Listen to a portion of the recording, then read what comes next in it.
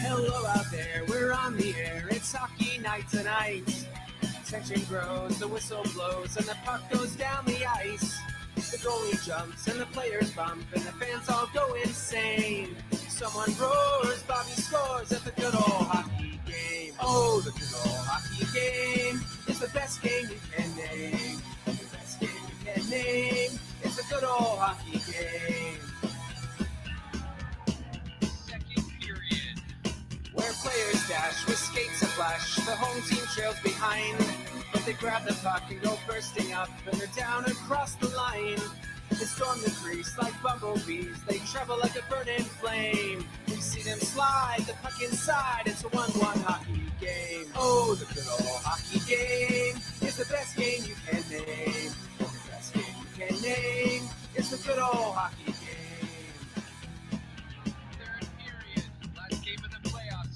Oh, take me where the hockey players face up down the ring, and the Stanley Cup is all filled up for the champs who win the drink.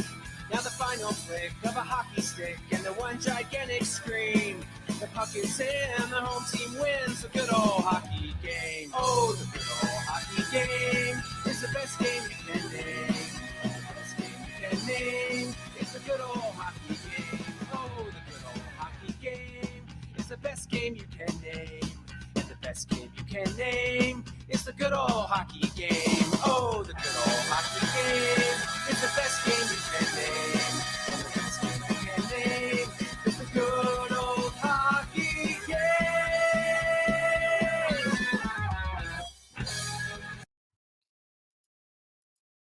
Welcome all in, everyone, to the Black Aces podcast, episode number 10 on this Monday evening. If you got the football game on in the background, maybe some hockey games on the background, no baseball right now, but welcome in, guys, to the Black Aces podcast.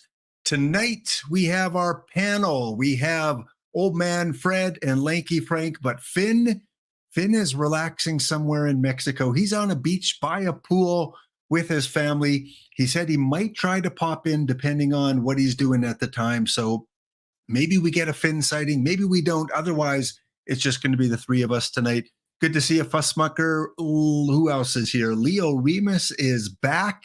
And is Edmonton back? Well, we'll talk about that a little bit later. And they call me Finn. Finn won't be popping in tonight, but he is in the chat. He is there in the chat. So good to see you, Finn. Hope you're enjoying the pool there. Like I said, if you want to pop in, if you want to click that link I sent you, feel free and zoom around the pool and show us what it looks like a little bit there. Pops Dongoria is here. Jeff Steele Flex. Yeah, good to see you guys. Thanks for supporting the stream. All right. Well, before I bring the panel in, again, because we are being given a giveaway, sponsored, so to speak, by Out of the Park Developments tonight, allowed to give away another copy of FHM 10 for your PC or Mac. We'll be giving away a copy a little bit later on. So this is a game that retails for about $46 Canadian, and you have a chance to win a copy. This is not the Steam copy that you can win, so you'll have to go and download it from the FHM site, and then you'll enter in the code if you're the winner that I give you. So again, as we always do, because they are generous enough to give us some copies to give away, let's show you the trailer, the clip for Franchise Hockey Manager.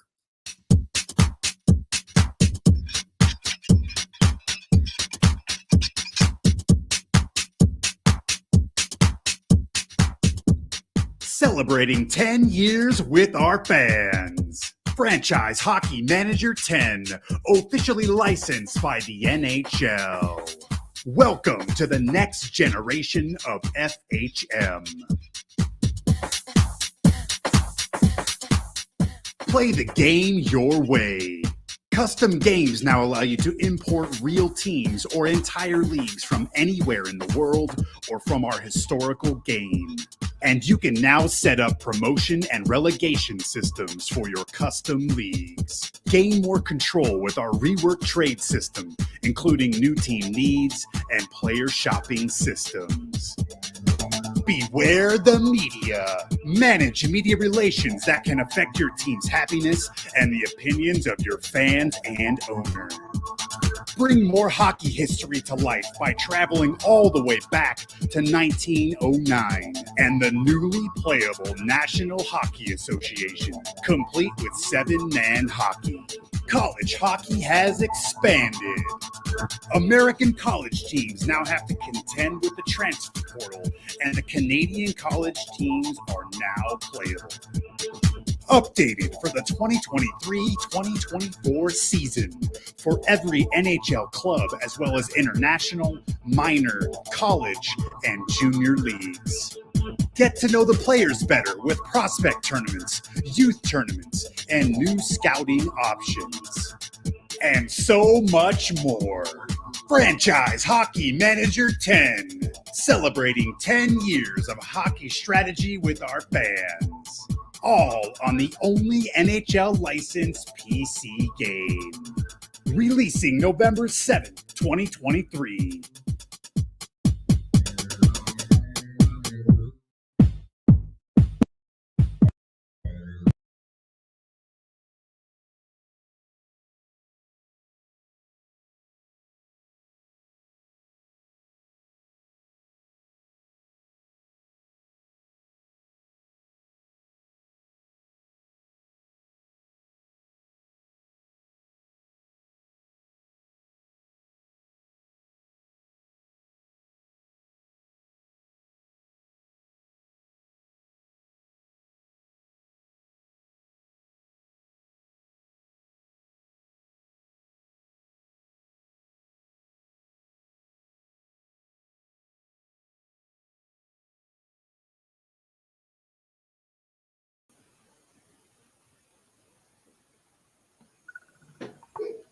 I'm assuming you're introducing us, but you've been on mute the whole time, man. He's still on mute. Look at him. I'm just kidding. How are you, old man Fred? Let's do this alone. We don't need. Oh my God, buddy, what's going There on? we go. Old man lap. There we go. Old man lap. It's been a day, guys. It's been a day, as my stream always knows. We got the little emote there that lap is muted. It's a running meme now in my show. So welcome in, old man Fred. How's your week been? It has been lovely. Thank you so much. It's things are, Leafs are back to losing. So things are normal, I guess, that way, right? They're back on this part of the world, and the Oilers were on a 2-game winning streak. So all is, fine in Edmonton right now. So right. And Finn, if you're still listening, I figured out why Pronger and Pekka weren't on the team when we did our little exhibition last week, because they were on the 2005 September roster, not the 2006 September roster. So we were 1 year ahead of when they were on the Oilers. So we might have to try that again next week with the Pronger and Pekka team. Old man Frank, how about your week? How's it going? Not old man Fred, Lanky Frank the Tank. I checked. Pronger was on that team in 2006, so that's weird that he's not on the game, because I checked. Well, no, but remember, that was the playoffs of 2006. So he would have been on the 2005 September roster. Okay, 0506. Okay, got it. Yeah. Yeah. Oh, I'm doing good. Things are. Oh my God. Things are getting chippy in Ottawa. Lots of action left, right, center. We had our second coaching change of the season. I know you laughed at me at the beginning of the season when I predicted last year there would be no firings, but there was only one last year total. So we're at 2 already, and it's not even December yet. So Dean Evison got the boot. Oh, whoa. You're getting into topics and later on. I just asked how you're doing, Frank. Well, it's part of how I'm doing. You got a firing today. Okay. Well, all right. Let's get to our usual opening. Today's logo, alphabetically, Edmonton would come next, but I know how disappointed Finn would be if he wasn't here to judge the Edmonton logo. So we're gonna leave Edmonton till next week. We're gonna skip ahead to the next team. Were they called the Oilers, the Edmonton team, in the WHL? And they had They spent 1 year as the Alberta Oilers. The first year was Alberta Oilers, and then they were the Edmonton Oilers. Yeah. Okay. All right. I can't see. I don't remember at all what their logo was. I can't see what they were with WHL versus NHL. That would be cool. Yeah. All right. We're going to go to Florida and look at the Panthers. Again, a young team, so not many logos. So you'll see them flashing up on the screen here. They've had 3 logos in their history. Your job is to pick the one you like the best. Can't be that different.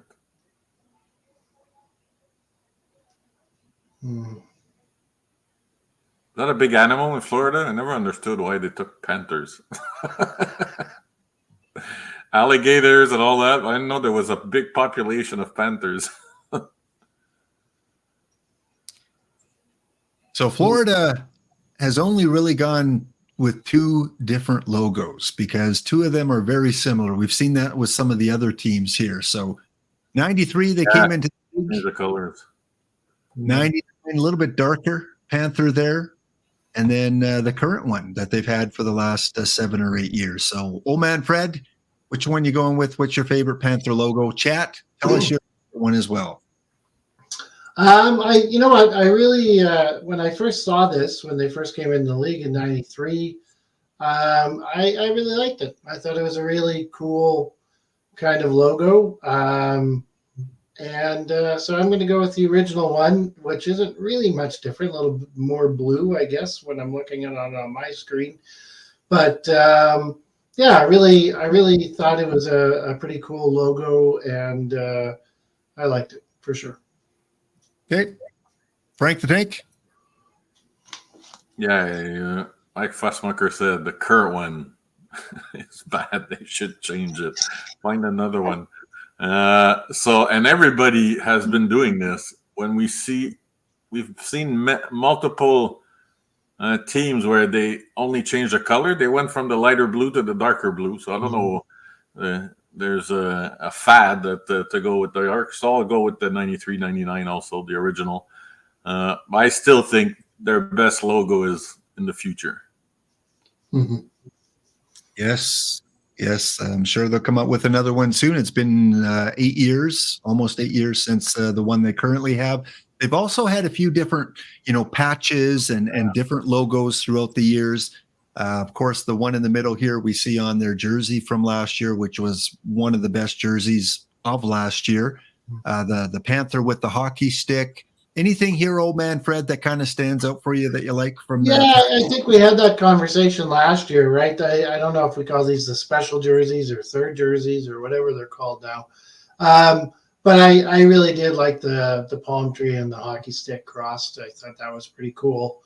And as a good Canadian, you wish you were down there watching hockey. So there you go.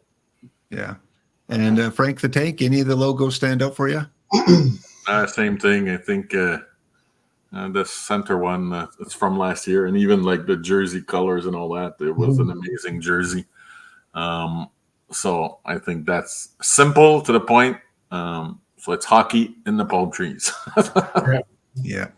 Pops Dongoria, I agree with you. I like the second version. I like this one, a little bit better, just with the darker blue compared to this one here. But hey, I mean, it's not much of a difference. So we're all agreeing the older logos are the better logos for the Florida Panthers. So next week we'll look at the Edmonton Oilers, and Finn will weigh in on that one. All right.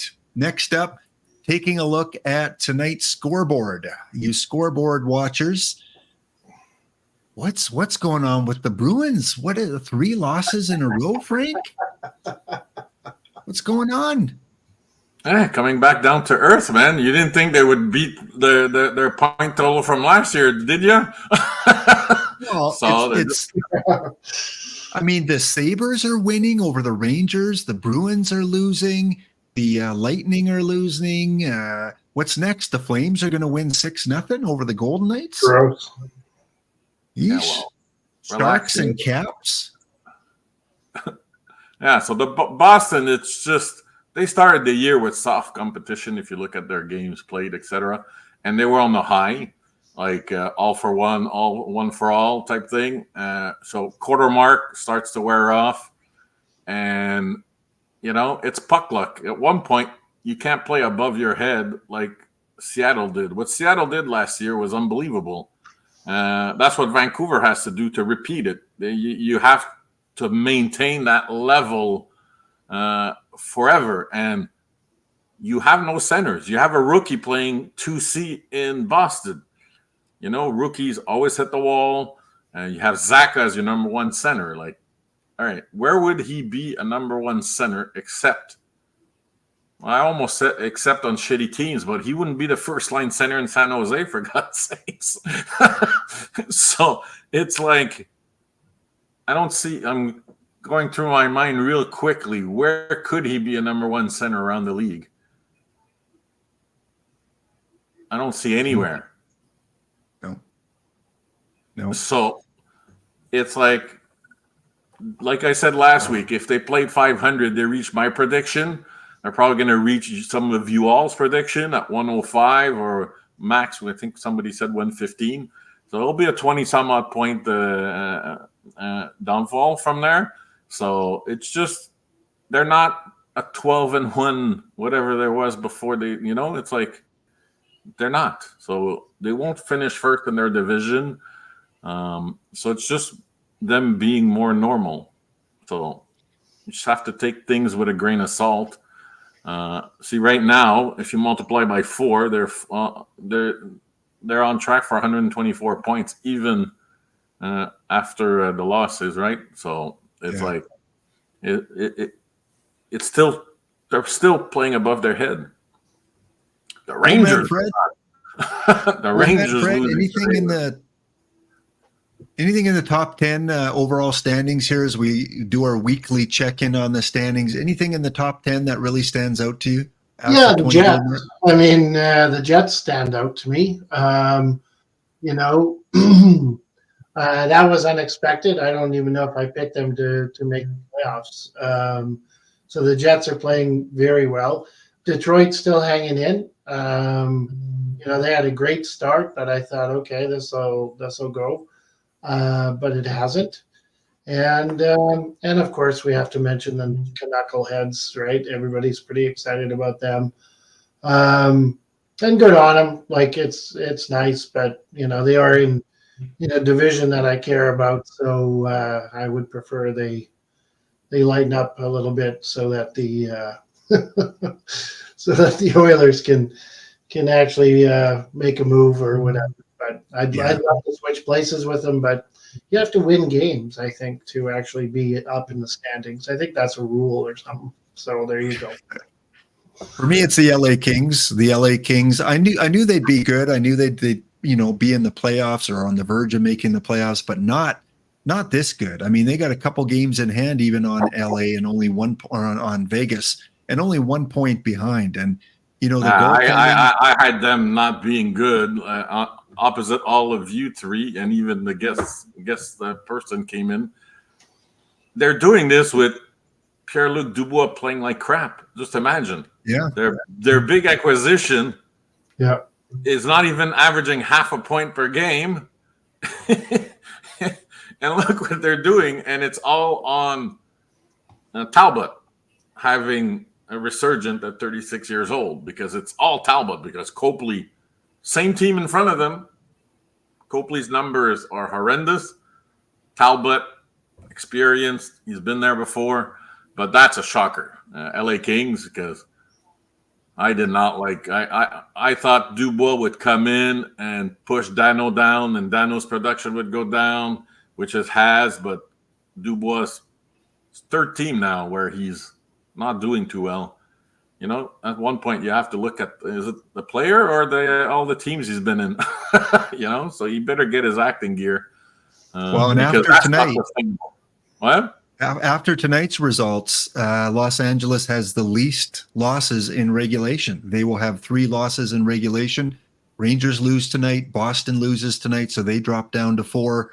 And, the LA King coach, Todd McClellan, you remember where he used to coach and then he got fired? I was going to say maybe the Oilers could get that coach. And then I Yeah. thought, oh, wait, we already had him. So we've had almost everyone. Maybe Dallas Eakins. But he didn't fit. He's got a defensive system. You can't have that with Dre and Mac, man. Yeah. All right. When we look at taking a look at the weekly leaderboard, we've got some changes from last week. Kucherov now at the top of the leaderboard. It was a bunch of Vancouver Canucks who are still hanging around there, but Kucherov has had a hell of a week. And also we see now creeping back into the top 15, one Mr. Connor McDavid. Last week he was 80-something on the leaderboard. 50, now he's 50. 14. Yeah, he was 50-something, 55th or something. He was after the top 50. So he's got 12 points last week, first start of the week, and Kucherov got 8 points last week, but 6 in one game. So that's how he got the 35, by having 6 in his last game played. So as a fantasy player, Frank, who is someone you did not expect to be having the start to the season they are?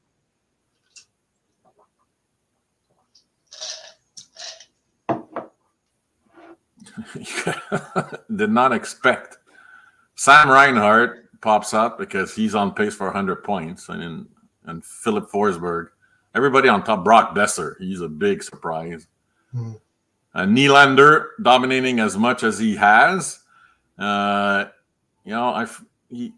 on pace for 130 points almost. So he's way above expectation. Braden Point, he's done it before. Panarin, the same thing. Like, we all knew Hughes had it in him and all that. And Sidney Crosby is a resurgence.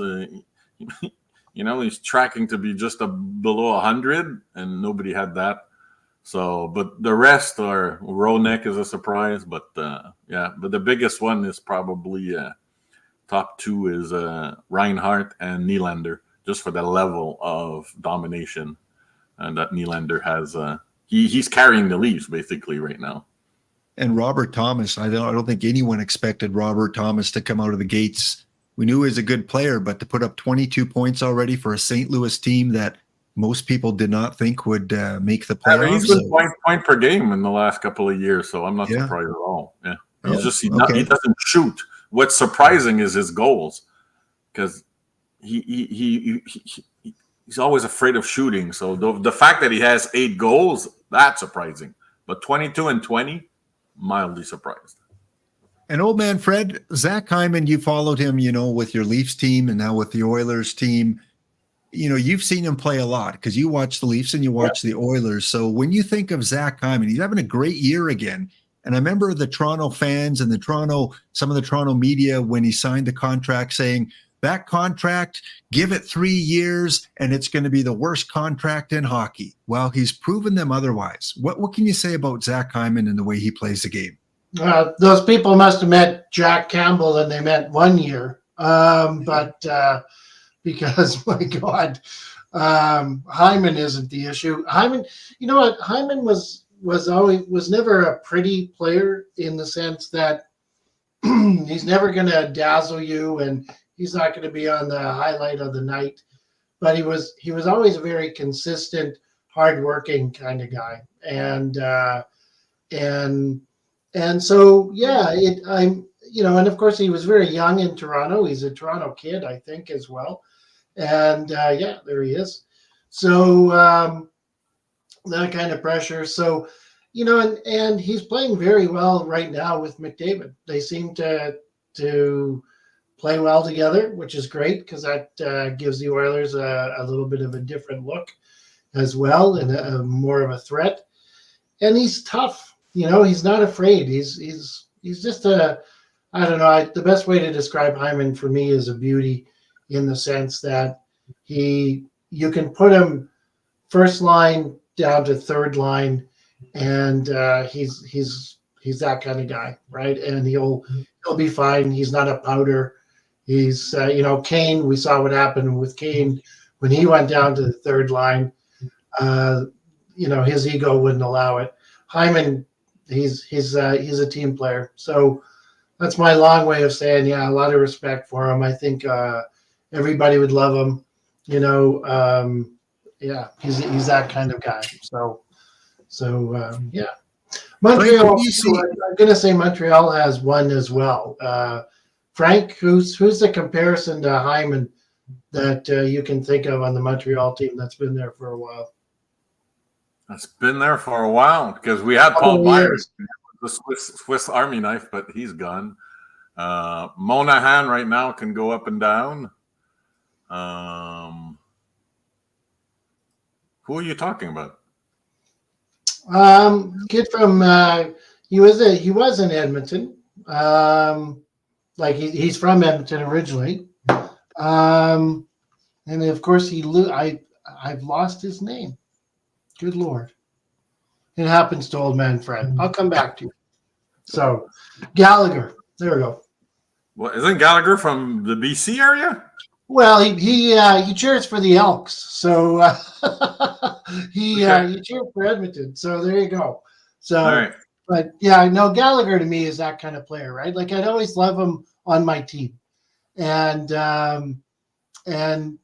he just always seems to be. He's had some injuries, but he's that kind of guy to me. So his worst fault is what we see on the screen right now: 5'9". And there you go, Edmonton, Alberta. See, he was an Edmonton kid. Yeah. Okay. Yeah. So if he was Hyman's height, what a career he would have had. Yeah. Because he you have guys that are 6'4" that play 5'2", and then you have guys like Gallagher and Theo Fleury from the days where they're 5'8", 5'9", they play 6'6". This guy has no fear, and that's why he gets injured all the time. Yeah, and that's why he's injured. Yeah, for sure. Yeah, but that guy, and at one point, before he signed his contract, I said, this is the type of guy Edmonton needs. That's before they got Hyman, etc. When he was on the first line with Dano, it's like at the height of his career when he's scoring. Yeah. I said, that's the type of player Edmonton needs. They should do everything in their power to go get Gallagher because he's going to bring them over the top. Because you can't take a shift off when you play or you look at your teammate play like he does. You can't. Yeah. All right. Well, we have some topics we're going to get into in just a minute here, but I'm going to start the contest here. So if you do want a chance to win a copy of Franchise Hockey Manager 10 at some point before we make the draw, put exclamation ticket or exclamation enter into the chat and we'll make the draw towards the end of the show. All right, let's start with you, Frank. You talked about coaching changes and 2 coaches have been let go already today, as you mentioned. Dean Evison, a great junior player in Kamloops. He played for San Jose, played for Hartford. He made his way around the league as a 3rd, 4th line, gritty type of guy, chipping in with scoring, but nothing like he had in his junior career where he was a captain and took his team, I believe, to the Memorial Cup. Getting fired in Minnesota, does it surprise you that he's gone? No. Minnesota, teams that were surprised are doing well. At the opposite, we have Minnesota Oilers are 1 point ahead of them in the standings. So they're 5-10-4. They were supposed to be a playoff team. And that's 7 losses in a row. So they started off pretty good, 5-3-4. But you got 2 losing streak. Anaheim, which we're all surprised we're doing well, they lost 6 in a row, and Minnesota lost 7 in a row, but only 1 coach is in danger out of those 2 teams. So no, I'm not surprised they have to shake things up. Guerin, when you have your GM do 2 things. 1, give a vote of confidence. That's the kiss of death. When you're a coach and that happens to you, you go home, you tell your wife, start packing. The second thing is when the GM goes into the room. And Bill Guerin went into the room a couple of weeks, maybe earlier this week or the week before. And he basically reamed into the team saying, we're not retooling, we're not rebuilding. I expect you guys to be in the playoffs. Like, get your act together, get your shit together. You know, we're not going to trade you away, etc. This is a playoff team. Period. That is not good, especially when they respond to their GM by losing more games. So they had to do it. Is Hines the answer? Who knows? He was in New Jersey. He went somewhere else, I think. And who knows? But it'll be, again, the new voice bouncy if something happens. But something has to happen in Minnesota. The goaltending is horrendous. It was their strength. It went from their strength to being complete trash. You know, so they're allowing more goals than the Oilers, which says it all. You know, the top 3 save percentages are Edmonton, Minnesota, and you'll never guess the third. You know, try guessing the third worst save percentage in the NHL. The chat already knows. No. As a team, the team. Oh, Columbus. That's one guess because the chat knows because somebody already said it in the chat. It's Carolina. Oh, and nobody would ever guess Carolina beating bottom 3 because they allow so few shots. You know, they allow the fewest shots in the league, so 2 goals for them is a sucky save percentage. But just to say, Minnesota Oilers are in the bottom 3. And that's not all goaltending. We keep saying it for the Oilers. The defensive structure sucks. And it's the same in Minnesota. You know, they had injuries. Spurgeon just came back, etc. But look, Guerin made himself very clear that he expects this team to be in the playoffs. So coaching change is the first thing you do. And then we'll see what happens after that. So I'm not surprised. There's more coming, by the way. Yeah. Old man Fred, anything to add to the coaching? No, I Minnesota, they did have a bit of a run, I think, last year. I think even when we were predicting, we were thinking they were, you know, a fairly decent team. You know, it's unfortunate. It's like, you know, nobody expected the Oilers to be the first to fire. But they have that. And yeah, no, I not much to add. I think Frank nailed it. So there you go. And I think it was his first job, Everson. So it's too bad because I don't know if he has enough of a reputation to work his way back, or if he has enough time. I don't know how old he is, but always sucks because I think that was his first coaching job. Yeah, he was assistant coach under Bruce Boudreau with Washington for many, many, many years. And, you know, kind of ironic that he kind of takes Boudreau's job in Minnesota. And I think he'll get another shot somewhere, just like I think the Edmonton Oilers coach that got fired. I don't know if they're going to look for a big name. I know Gerard Gallant's name has been thrown around as available right now. Maybe he's the next big coach hiring. But like you said, Frank, there's probably more to come. All right, Frank, we got to move on to your topic. You wanted to talk about kind of, you know, piggybacking on last week where you talked about defensive contracts. And you want to talk about the cap for goaltenders and whether or not they can be movable, whether or not they're kind of stuck where they are. You got the floor, Frank. Who went from being an asset to being a liability for their team, and foregoing Carey Price's career-ending injury. As soon as he signed that deal, you ask any GM and their surveys, they had Carey Price as the best goaltender in the NHL. He didn't play on great teams, so he didn't look like the best, but everybody thought he was the best. But even with that contract, he was untradeable at 10.5. So that makes Bobrovsky obviously untradeable because he would have been traded when Spencer Knight came out of the NCAA and started playing right away. He wasn't having a great year, but that is also an untradeable contract, but there's only a couple of years left.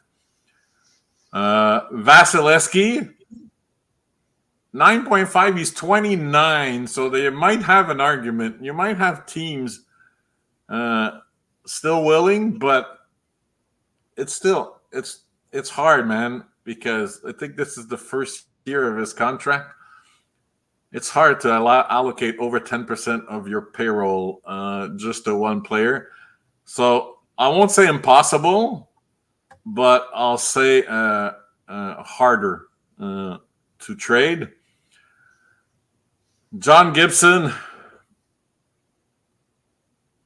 I think the player himself makes himself, but the contract is not untradeable. Matt Murray, we've already had proof that it was untradeable because there's been retention in the trade that did happen. Hellebuck, that's his last year, so he's got a new contract. Then Binnington, everybody else that's manageable. It's the players themselves that make themselves, like Grubauer has been horrendous. But go click 2024 because we have a few new contracts starting next year. So if you go to 2024, and then you have new contracts appearing, like Hellebuck at 8.5, 31. He becomes a liability. Nobody's going to trade for him. Sorokin at 8.25 becomes hard to trade because he's 27. He's going to be 28 when that contract starts. So Sherstukit, see, he's a deal at 5.6. People would line up, but he's going to sign pretty soon. Like Jarry, like the $5 million, they're all tradable if the player actually plays well. And look at Demko at $5 million. What a deal. So we had a few that are untradeable. There's less goalies, obviously, so we won't have an extensive list like we had for defensemen. But the point is, the best goalie in the world was considered untradeable because of his contract. At one point, so if Montreal would want to trade him, they'd have to keep half of his cap hit. Mm-hmm. And to me, that makes no sense. It's Carey Price. He could have turned any other franchise around, but that's how the cap works these days. It has a big influence. Yeah. Frank, I have to ask, because again, you see a lot of the Eastern games. Boston has maybe the best duo in the league right now with Ullmark and Swayman. Do you see them trading one of those away for maybe a center, someone up front? Yes. They're waiting for the right offer because they can't keep on going like that. Ullmark's going to be the one to go. They'll keep the younger, cheaper version. And they have other goalie prospects in the minors, etc. So, yes, definitely. And I think it's Ullmark that's going to be traded. Yeah. And teams that need goalies that have centers to trade. Oh, you have a few, like what LA. About RNH? Would you trade RNH for Ullmark if you're Edmonton? Awesome. If I'm Boston, I would make that deal right now. I won't speak. I'll let the Edmonton folks chime in if they would make that deal. But I would make that deal if I'm Boston. How about you, old man Fred? Would you trade RNH for Ullmark? Oh my God, yes, but I can't see Boston. That's not. I don't know. RNH doesn't strike me as what they're like. I've heard Draisaitl's name. There was when the Oilers were in the real pit and looked awful. Draisaitl and was mentioned. Right, and how great that would be, and then I've heard Connor McDavid as well. But RNH, I can't see Boston making that. I don't know. It's just it's the $5 million, old man Fred, that gets liberated. Getting rid of that cap hit.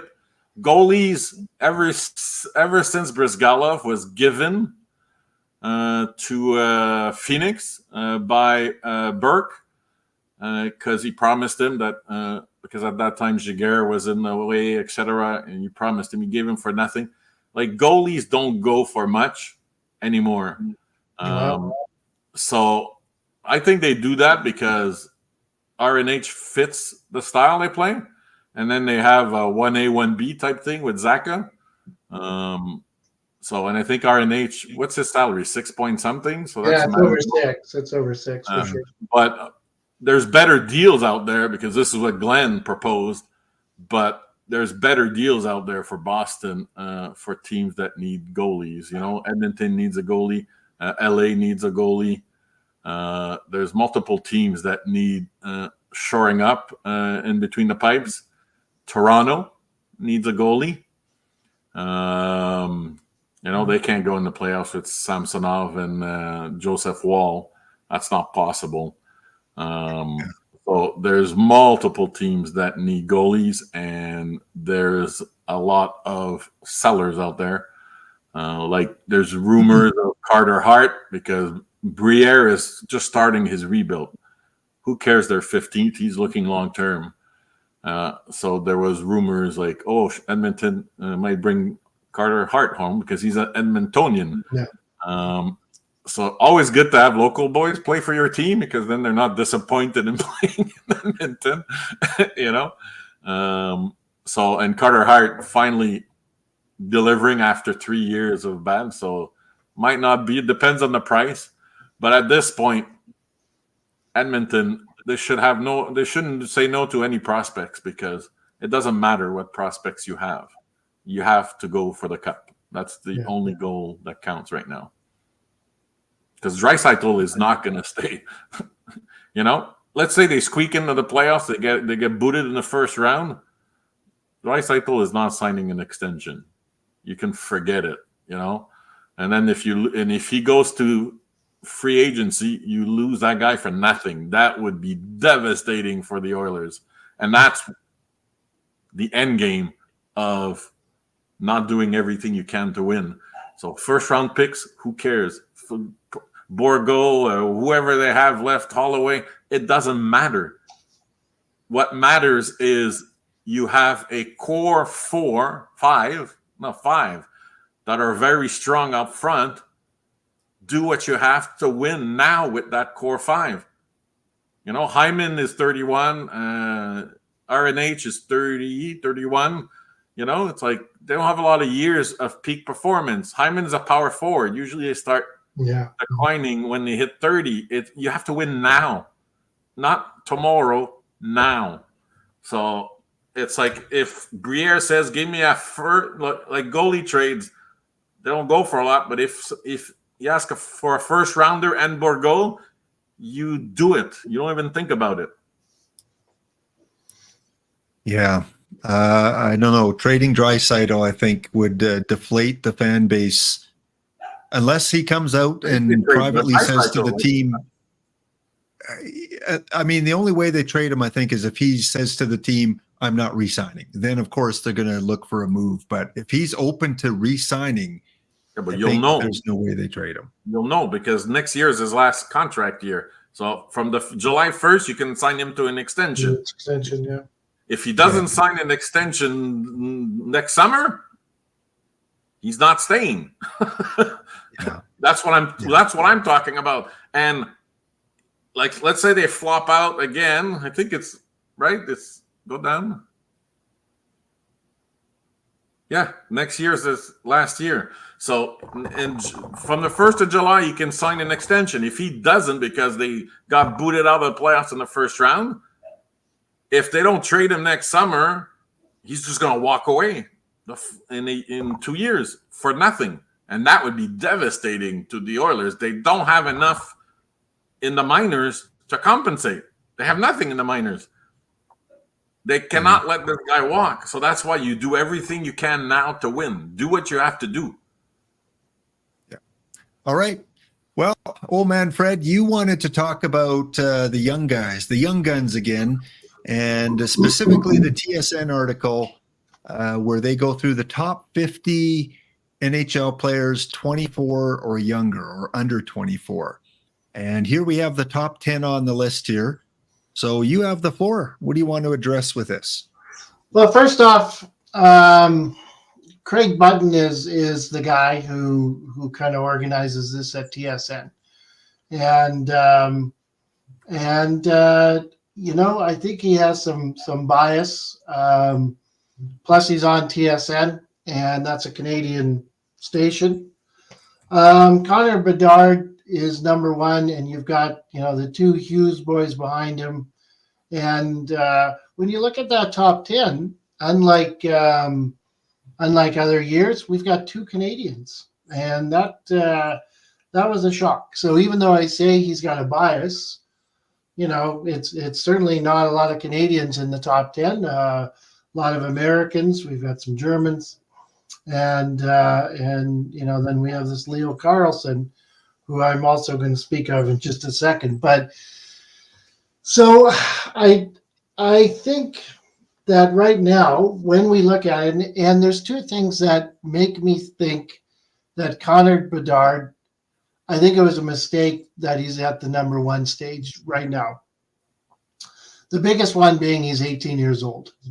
And when I've read things about it, he says, well, it's not where he is right now, it's where he's going to be. Well, where he's going to be is crystal ball-y stuff. And I realize that that's all part of it. That's fine. But I don't agree. I think probably when I was looking at this list, I would put Jack Hughes. And I think Jack Hughes is going to stick. I think he's going to be around. And he would be, Connor Bedard would certainly be on the list, but he wouldn't be number one. Maybe I'd put him in the number 4 rank or whatever. My friend, what shocked me is that Quinn was before Jack. No, exactly. And he's already 24. He's been around a long time. He's played some seasons. Yeah, that didn't make sense to me either. I think Jack should have been number one for me. He proved it last year. He's proving it again this year. He had a little bit of an injury, comes back, gets points. So I don't agree with this. I have so many head scratchers on this list. It's not even funny. Yeah. So I just think this is great in the sense that it gets us talking, and that's what it's supposed to do. But I really think it's a kid who's played, I don't know, maybe what are we at, 15, 16, 17 games, ranks like this. I think that's a little bit too much love for an 18-year-old who will be very good. Yeah, is he generational? Probably. I think so. But at the same time, why are we ignoring Jack Hughes? I think not giving him the respect that he deserves. And Quinn Hughes has a chance. I don't think it'll happen, but he has a chance to be the highest point getter. Well, the last guy who did that, from what I've read, is a guy named Bob Orr, who was a defenseman. Like, that's a long time.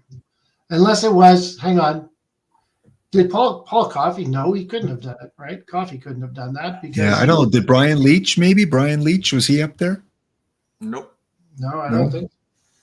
No, the last defenseman to lead the league in scoring was Bobby Orr. It was not Leach or Paul Coffey because so wild. But so anyway, I like it in the sense that it gets us chatting, but I think there's a bias, and I don't agree with his rankings. So and I was going to mention as well, and why not? Because he's on number 10.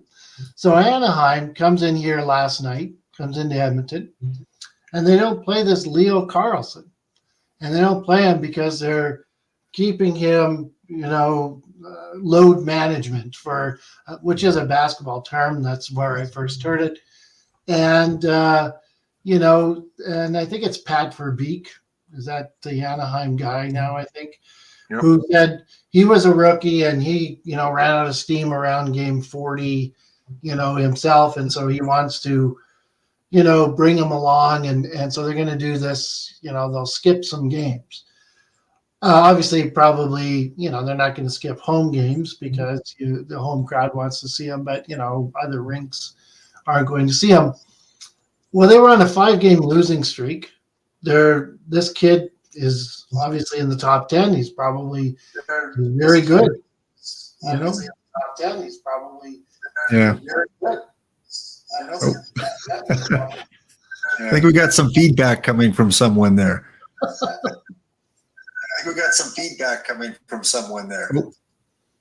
Who's got their mic turned up? You guys, you techies. All right. Well, anyway, Neil Carlson, I think they should have played him last night, and it's ridiculous. I think when you're on a 5-game losing streak, the idea is you're supposed to win.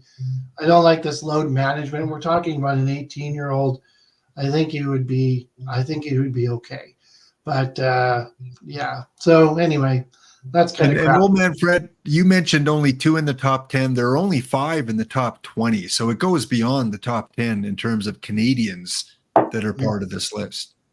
There you go. Frank, what do you have to say? What kind of shocks you here? I mean, obviously guys like Michkov and Gauthier, who really haven't even played in the league yet, are in the top 20. Yeah, like this is what gets me. It's like I like Cole Caulfield and all that, but for him to be 8th when you have other players that have produced better than him behind him, I don't get it. It's like if you go like Sveshnikov without injuries, he's the type of player that dominates. If you go down, it's like Michkov is 4 years removed, before he plays in the NHL. Lucas Raymond is in the NHL. Boldy is in the NHL. Beniers is in the NHL. Wyatt Johnson is in the NHL. It's like all these guys that are in the Mason McTavish is breaking out now, like everybody thought he would. What is he doing 25th? It's like, okay, you're predicting the future, but you're not predicting it very well, So it's like this list it's weird, man. And there's a recency bias in this list. And like, I don't know. That's all I'm gonna say. It's really just go down to the 50s just to see who's like. You see, Furcus, Eklund, Coronado, and it's like. Anyways, and he admitted he messed up by not putting Kaden Gooley on the list. Yeah, I remember. So he goes, oops, I forgot. It's like, come on. And then Slafosky, who is playing in the NHL, he doesn't even get a mention.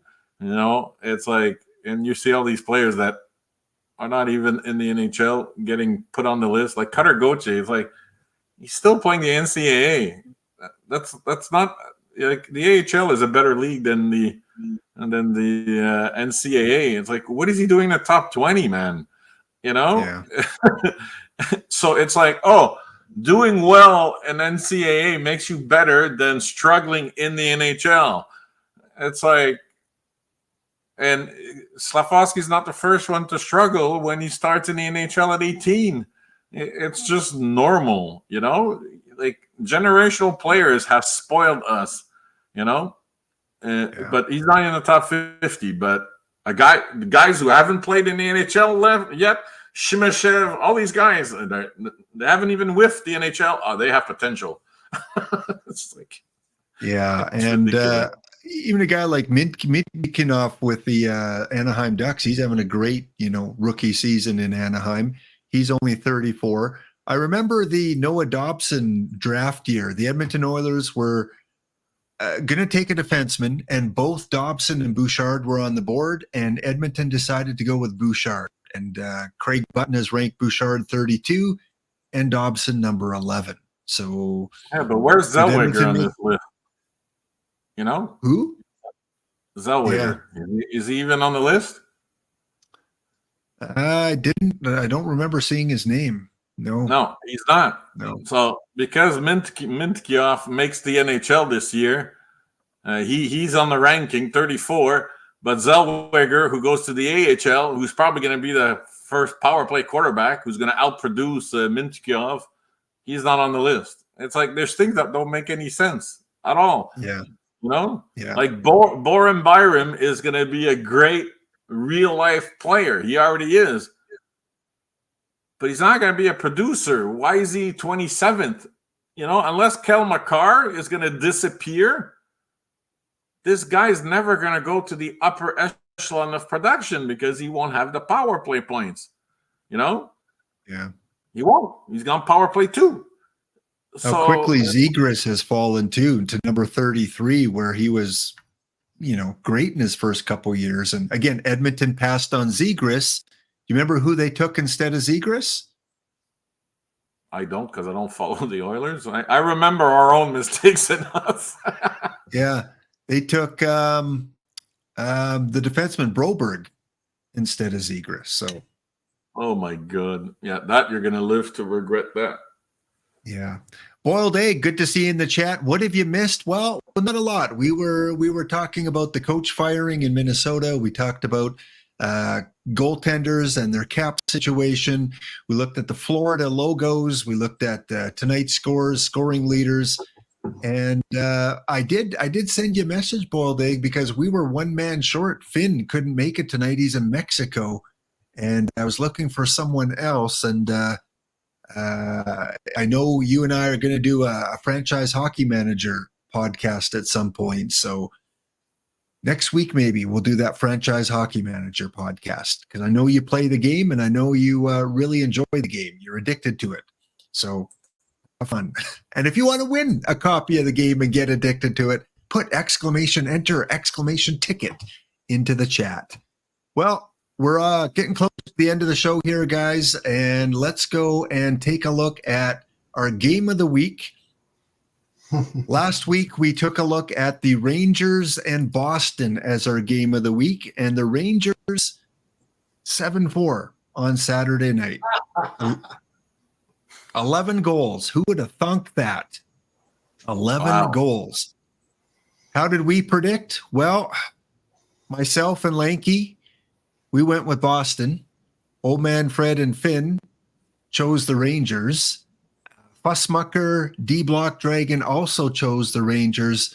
So after 4 weeks now, Finn has 3 correct predictions. He's a 75% predicting machine. Old Man Fred has moved into second with 2, and Lanky Frank and I are pulling up the rear with 1 prediction. Boiled Egg, GT Sundown, Fussmucker, and D-Block each have 1 as a member of the chat. So, Finn, enjoy your trip in Mexico. You are a predicting machine. You know your games. How about this week? Anything jump out at you? Here are some of the games. Take a quick look. You guys come up with a game of the week. Of course, we can't do Mondays. Be too easy. We got Florida, Toronto. Who else do we got? Edmonton, Vegas. You know what? Let's do the Vegas. Let's do Edmonton, Vegas. Let's look Edmonton, at the rest Vegas? of the week first. Go. Yeah, Just in case. Montreal, Columbus, Barn Burner. Keep going Detroit, down. Rangers. Go down. I'm already at Thursday.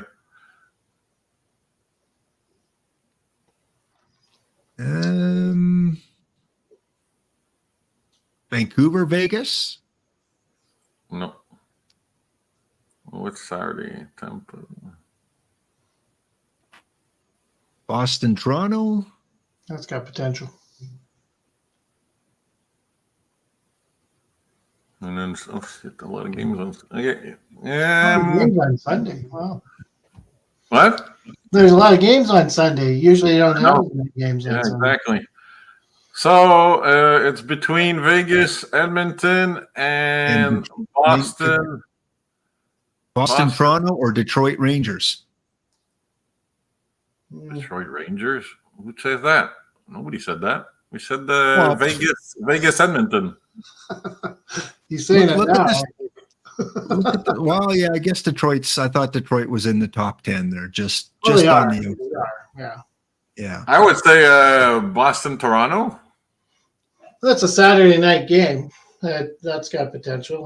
That's exciting. So, and it's played in the center of the universe as well. I think that one. Because Edmonton Vegas is it's going to be a prove me game for Edmonton because beating Anaheim, they faced one good team last week and they lost. And the two teams that were beatable, they beat them. So Vegas, Colorado, LA. Boyle Bag is saying Colorado, LA might be a good game. Ooh. All right, let's make an executive decision here. Let's go for the last game of the week, Colorado at Los Angeles. Fred, you get first choice this week. I get first choice. Okay. I'm gonna go LA, and I'm gonna say 4-1. LA 4-1. Frank. Colorado. 3-2. I'm thinking. I thought maybe it was the time or the distance from Montreal. Battle for the top at West. That's pretty cool. All right, I'm going to go LA. I'm going to go 5-2 LA. Quentin Byfield with 2 goals. Chat. Finn is going 6-2 Colorado in Los Angeles. Bold prediction from Finn. What do you guys think, chat? Fussmucker's going 6-3 Kings. Boiled Egg is going 4-1 LA. 4-2 for GT Sundown for Colorado. Yeah, if you're in chat, what do you guys think the final score is going to be? See if you guys can make the leaderboard, because right now, Boiled, GT, Fuss, and D Block all have 1 prediction correct each. All right. Well, any closing remarks there, Frank, as we head into a new week, and who knows what's going to happen this week? Well, we might, if Ottawa doesn't start winning, we might have our 3rd coach firing because they were not in it at all tonight against Florida, brother against brother, and it's the way they played. For those that watch in between periods, there was no battling, no fight from any of the Ottawa players. They got chippy in the 3rd, but yeah, it's easy to get chippy when you're down 4-0, So they're not playing as a unit, so we might get another firing sooner rather than later. Might take a little while because there's a new owner, but they're not playing well at all. Shabbat's coming back, so that might help put people in the right chairs. I keep talking about people in the right chairs, and so Shabbat not being there, he's the number 1 guy. Made everybody go up step ladders, which doesn't help. And then I'll keep watching Montreal. They got a mirage this week because they won 2 out of 3 games out west. First time they won in Anaheim since 2004. Think about that. 2004. But they did not play well against Anaheim nor San Jose. Then they got dominated by LA. And what happened in Anaheim is Montembeault, and all the Oilers fan, you can block your ears because you're not used to this, but Montembeault stole the game. And that means the team plays like shit, but your goalie steals by making all the stops, like stopping the actual black thing, because Anaheim should have won that game, but Montembeault really stole those 2 points. And then San Jose deserved to win. We won in a shootout. And again, Primo played very well in his 3rd game of the year. So, but Montreal, man, the injuries are finally catching up. We went 0-4 the week before. We went 2-3, but we should have lost all 3 games. And by the way, I saw the stats in the news. Montreal last year had more points than Montreal this year. And everybody said, oh, Montreal's outperforming. Oh, we're 3 points behind the pace of last year. We scored fewer goals, and we've allowed more goals than at the 21-game mark last year. So sometimes memory, It's like, and you see where Montreal ended up. So you have to be careful with everybody that has like hot starts, like Anaheim had a hot start and all that. There's still plenty of runway for bad teams to become really, really bad. And I was shocked. I would have bet my life that Montreal was doing better this year at the 21-game mark than last year, but they're not. And it's going to get worse before it gets better. When we switch the calendar,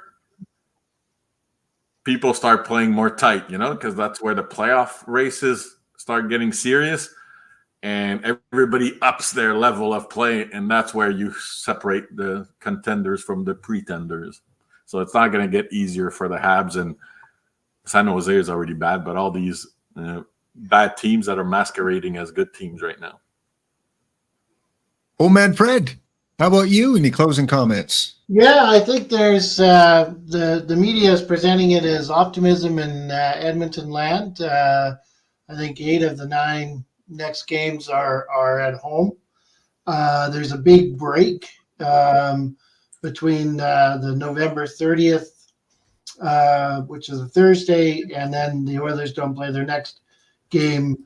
So that one's on the road against the Jets, but they don't play another one until December 6th.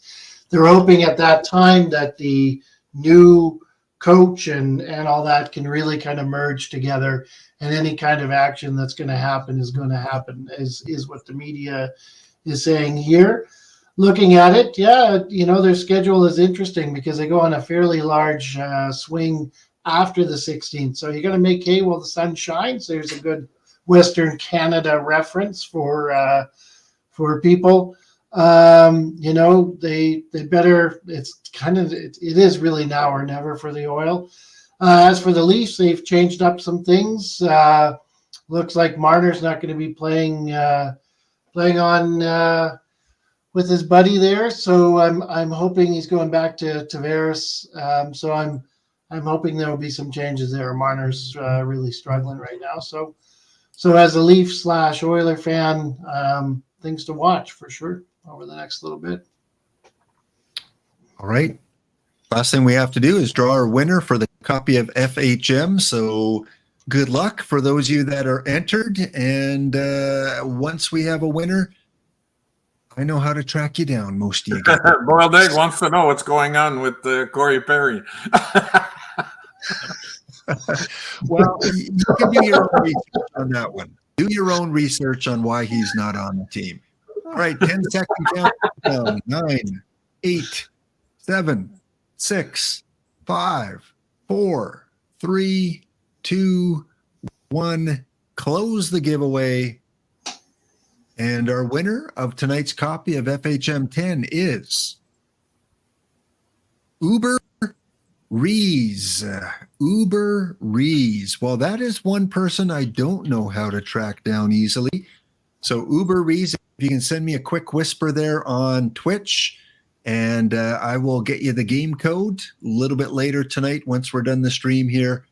And congratulations. Remember, you have to go to the website, download the game, and then you'll enter the code I give you to give you full access. Is he here? Doesn't he have to be here? Well, yeah, he has to be here. So we'll call out Uber Rees. Uber, are you in the chat? We'll give you 1 minute. Otherwise, we have to. There he is. He's there. He's there. Congratulations. All right. Finn will be back next week. He gets back from Mexico, I think, on Sunday. So he'll be all rested and tanned up, ready to talk Edmonton Oilers. Of all weeks for him to miss, it's the week Edmonton goes on a little bit of a run. Yeah. Gang, thanks again. 10 episodes in the book. Can you believe it? 10 episodes here on Twitch. Wow. All right. See you next Monday, gang. Thanks for watching. Thanks for commenting. Have a wonderful day. I'll see you next episode. See you, Frank. See ya. Thanks. I already did this. Just wait. Did you give the gangster symbol? Yeah. Of course, you missed it. I guess I did it right before. Yeah. And it's not the gangster. It's peace in, peace out. I do it all. I've done it all year. Okay. Bonsoir. See ya.